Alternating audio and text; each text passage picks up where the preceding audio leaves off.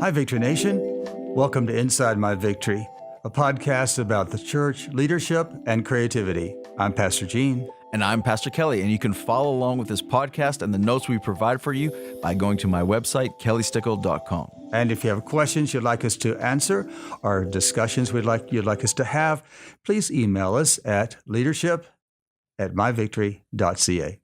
Yes, please take advantage of this. If you're a pastor or a leader, a church leader, whatever it might be, and you have a specific situation or question you'd have that is going to help us in your world or going to help you in your world, please email that question to us again at leadership@myvictory.ca. We would love to take it on. Yes, we would. How are you, Pastor Kelly? I'm doing great. Good. Hey, this has been a lot of fun. Yeah, sure has. Talking about collaboration. Team collaboration. Lots of fun. And this week, I want to dig a little bit more into, as a team members in a complex organization that gets a little crazier, we're accountable for a healthy, collaborative environment. Mm-hmm. And this week, I want us to focus on three things. Number one, collaborative contribution. Number two, identification of obstacles that need addressing. Yes. And number three, putting the group goal at the forefront above personal satisfaction or recognition. Are you ready? I am ready. Okay. Let's do this. So recognizing and respecting the collaborative contributions of team members keeps a team healthy, and giving credit publicly or privately really strengthens the team. Yep. So how can a leader nurture collaborative contribution among a diversity of team players? Yeah, I think we need to recognize and respect the contributions of all of our team, all of the collaborators in there. So I recognize, but I think we need to recognize each team member, and recognize is not just, hey, I recognize you're in the room. I think it recognize each person's strength and show respect, and that often respect is I can honor someone, but if I respect them, I'm going to tell them. And so I think we need to respect and tell them and pull on their strengths and give credit where credit is due. And if someone does a great job, I think that we have to honor them by telling them that they've done it. And what gets rewarded is going to get repeated. Yes, it does. I think that is, if we can do this, we're going to nurture the contribution of the whole a lot more. In the last century, I've only lived through 2 centuries. In the last century, leaders were problem solvers, and employees just brought the problems to the leader to solve. Right. And problems were kind of seen like obstacles for the leader to solve alone. What's changed? Well, a lot has changed. And yes, in fact, I was frustrated as a leader. And so I went to a mentor a number of years ago and kind of poured out my heart to them and said, man, I'm so busy. I'm so overworked. You poor thing. And and it was funny because I had a very small church at the time, and I was pouring out my heart to a guy who had a very large church. And I'm sure he was thinking to himself, okay. But he recommended that I read a book called The 1 Minute Manager and the Monkey. And that book transformed me. And this is what Ken Blanchard says in that book. And I encourage every leader, you got to read this book. It's just a small little one, but Ken Blanchard says this. And at the beginning of the book, he made the statement, and I was like, okay, now I'm hooked. I'm curious. He says, if you're the leader or the boss or the supervisor, you should be the least busiest person on the team. And I thought, what? That is so opposite of everything that we have learned or everything that we have seen modeled before, because it's the owner of the company who is the one who works the hardest. It's the boss who is working the longest hours. It's and this has kind of become society's norm. Well, I think that needs to shift. And the reason why, and this is what he said about the shift, is he says, when you're a leader, someone will come, or one of your team will come and knock on your door and say, hey, boss, I've got a problem. And we let them explain the problem. And then we say, don't worry about it. I'll take care of it. And they walk away. Then the next person comes and knocks on the door. Hey, boss, I got a problem.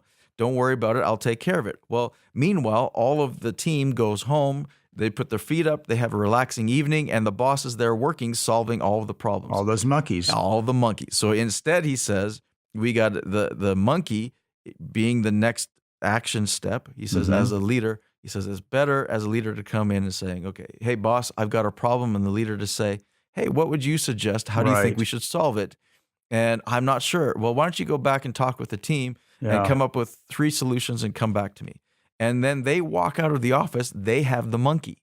Yes. And the boss can put his feet up and read a magazine. And they grow. And they grow. And they grow. And they eventually begin to learn how to solve problems on their own. And they're growing, maturing, and everybody wins when that happens. So good. And when team members fail to meet expectations, collaboration is jeopardized. How can a leader create a healthy environment for apologies and forgiveness when team efforts fall short? I think the leader has to model the way. I think the leader has to be the first one to admit their mistakes. And as leaders, we think, well, if I admit my mistakes, everyone's going to think less of me. No, everybody knows you made a mistake. And when you don't admit it, they think less of you. They think you're clueless. They think you're clueless. When you do admit your mistakes, I found that when somebody admits a mistake or a leader goes, yeah, I blew this one, I don't feel less of them. I feel more. I'm drawn to them more. And I think as leaders, we need to model the way by being willing to say, hey, you know what? I missed it on this one. It's okay. And then lead the way with apologies and saying, hey, you know, I did this wrong. It really opens up a way for more collaboration. It does. You know, it does. It's good. And if you've seen this, if somebody admits, man, I made a mistake, somebody else is going to inevitably step in and going, yeah, I didn't really do my best either, or whatever might happen. It really brings a lot of unity. It does. It's good. So the leader has to model the way. Absolutely. Toward the end of the All-Staff Day last month, you really gave us 20 collaborative skills. Let's just go through all of them. Yeah. I'm kidding. I just want to go through 2. Let's do 2. Okay. All right. Those 2 are, number 1, listening to the concerns of team members. Number 2, analyzing problems without assigning blame. Whoa. So in sharing those concerns and analyzing problems, where does holding team members accountable come into play? I think accountability is vital. It's key. I think a lack of accountability is actually, it fosters a lack of collaboration. Yes. Accountability, actually, it's good. Accountability, again, if you define it really quickly, it's rewarding who's winning. If somebody's winning and they're not getting rewarded for it, they lose motivation very quickly. Right. Why am I putting all this extra effort in if I'm not going to get rewarded? If mediocrity is not challenged, then it just is demotivating. And if losing is not penalized, it's demotivating. So I think accountability is huge. It plays a huge role in motivation. But I think the best way to have strong accountability is firstly to have really crystal clear expectations. Yes. We need to be clear in our expectations, and the clearer we are in expectations, the easier it is to hold our teams accountable. So again, as a leader, a lot of times I've realized that the expectations are in my own head, but I haven't really verbalized them. I need to get those expectations out and be clear on as clear as I possibly can on all the expectations I have in what I'm expecting to get done. And then accountability is reward what you want repeated.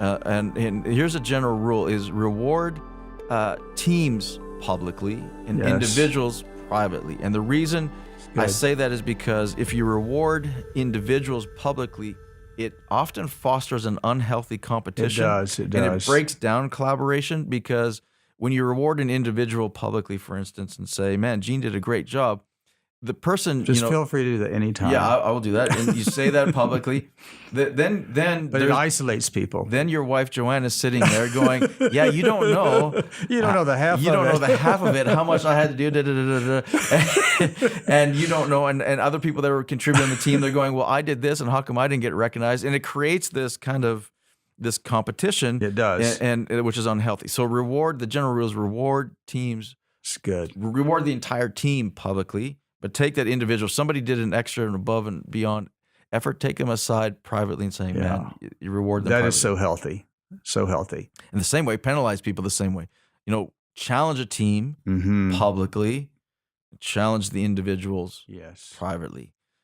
Don't embarrass somebody in front of everybody else. So that's a good thought, not to do that. John Maxwell is known very much for saying the mark of a great leader is the proper placement of people. Yeah.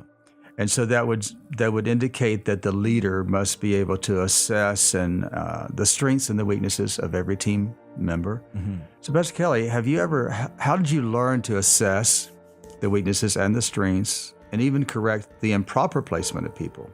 Because you like to move people around. I love moving people around, and I do it for multiple reasons. We shift roles quite regularly, and there's a couple of reasons. Is I want to find somebody to ultimately work in their strength zone, that they're happiest, we're happiest, the team is better, they're better if they're working in their strength zone. And so I love to shift people around and kind of experiment and try and work things to find that perfect strength zone fit.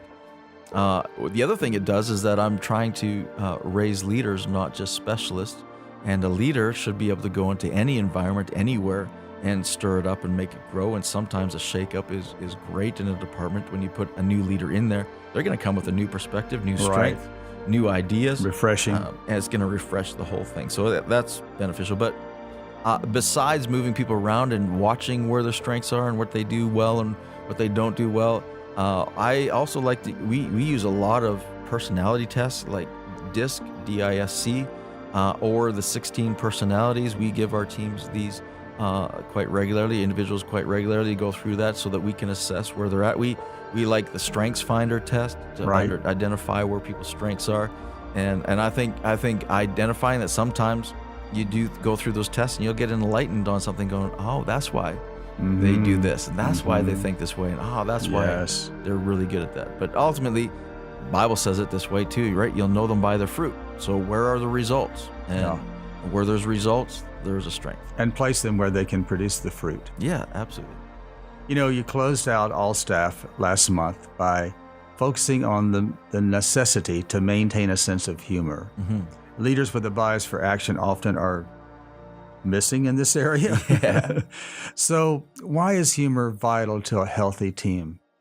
Well, Nehemiah said it this way, and Nehemiah is a great story of collaboration and how to collaborate as a leader and bring people in to get a problem solved, come up with a consensus solution. He's a great example of that. But he said that the joy of the Lord is our strength. Nehemiah 8:10, right? He said the joy of the Lord is our strength. So when I read that, I thought, okay, joy equals strength. So that means a lack of joy equals a lack of strength. Right. So I think it's vital in a team that a team has to have joy, has to have a sense of humor, has to be laughing, because the joy level is going to determine the team's strength level. And as individuals, it's challenging as well, isn't it? I'm going, okay, am I laughing as much anymore? If I'm not laughing, I'm not as strong. So if the laughter's gone away, maybe I'm tired, maybe I'm stressed, maybe there's an indication of weakness there that I need to fix something. And there might be a reason that Paul said, rejoice, and again, I say, rejoice. Yes, he's challenging the Philippians, wasn't he? He's just like, come on, guys, laugh a little. But yeah, no, it's vital. And I think humor and joy is especially vital in the church. We should be the place of joy and of humor, because the church needs to be strong. We have to be strong. And that joy is one good way to engage the community, the unchurched world. It really is. And we need to engage the community. We need to be strong and to have strong teams, because the mission is just too important. It's huge. And the mission, of course, is that we are the hope of the world on a mission to reach every available person at every available time by every available means with the gospel of Jesus Christ, by creating churches that unchurched people love to attend.